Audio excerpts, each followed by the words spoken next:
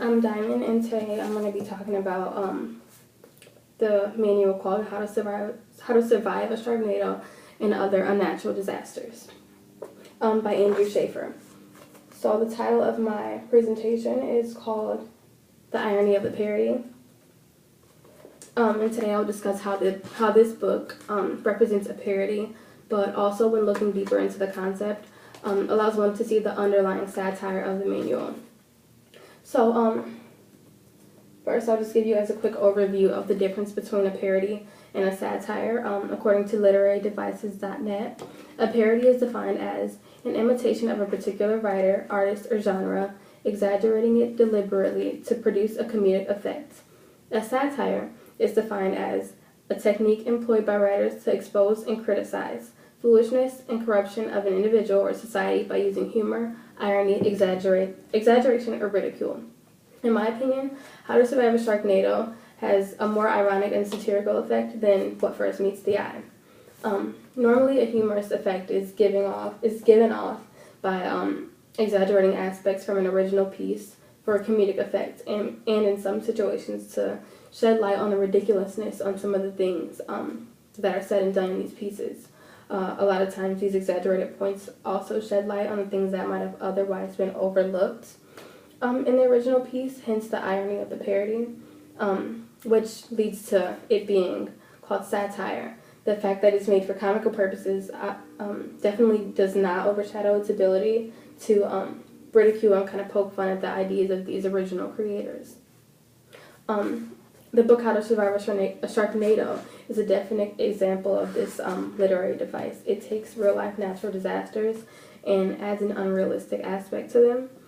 For example, the section titled Antdemic is an interesting piece that definitely fits into the satire category more than anything else.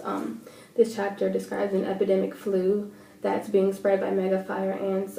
This section is much exaggerated and pretty far-stretched, saying things like, death is the only cure, and the flu virus reduces you to a violent zombie, and things like that. This section on an epidemic such as this seems to kind of mock the way that the media portrays epidemic outbreaks. Our media frequently tends to use these epidemic outbreaks as sort of an open season for airtime. They continue to talk about the dangers of the disease and give all these symptoms that could definitely fall into a pretty broad category of disease symptoms.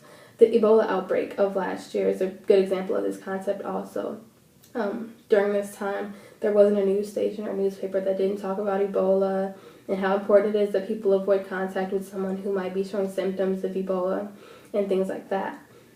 So I have a video here, and it's included in the PowerPoint, which I will provide a link to if you all want to follow along. And I'm just going to show a little part of this video. I'm so excited, finally October. My favorite month to be Charles Nelson Riley. Wait, I'm not going to show the video, but I'll include the link.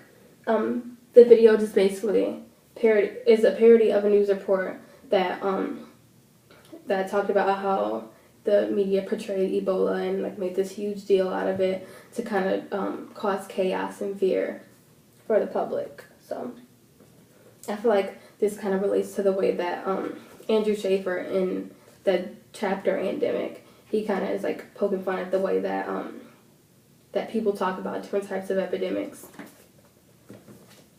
Within the survival book, another chapter called Cataclysm, it kind of parodies movies that include giant mutant insects or animals who are deadly killers.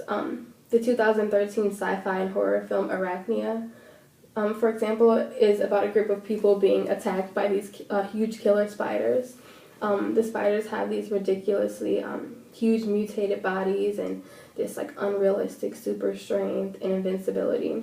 To sort of poke fun at the hyper-exaggerated idea of killer animals or insects, and even making up the word arachnia.